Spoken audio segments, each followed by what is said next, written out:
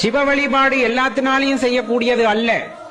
எதற்கும் துணிந்தவர்கள், எது வந்தாலும் பார்த்துக்கலாம் அப்படிங்கிறவங்க. ஏன்னா சிவ வழிபாடு செஞ்சா கஷ்டம் வருது அப்படி இப்படின்னு ஒரு மாயை பிம்பம் உண்டாகி விட்டதல்லவா. அதனால அது வந்தாலும் சரி பார்த்து கொள்ளலாம் என்ற மன எண்ணம் உடையவர்கள், மனோதிடம் உடையவர்கள் தான் சிவபக்திக்குள்ளே இறங்குகிறார்கள். அதனுள் இருக்கின்ற ஆழமான அன்பை ருசிக்கிறார்கள்.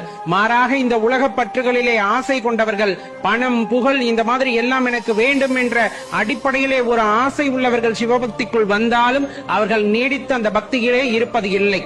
மனோதிடம் இருக்க வேண்டும். சிவபெருமானை பிடித்துக் கொண்டால் எல்லாம் அவர் பார்த்துக் கொள்வார் என்ற நம்பிக்கை யாருக்கு இருக்கிறதோ அவரால் தான் சிவபக்தியை தொடர்ந்து செய்ய முடியும்.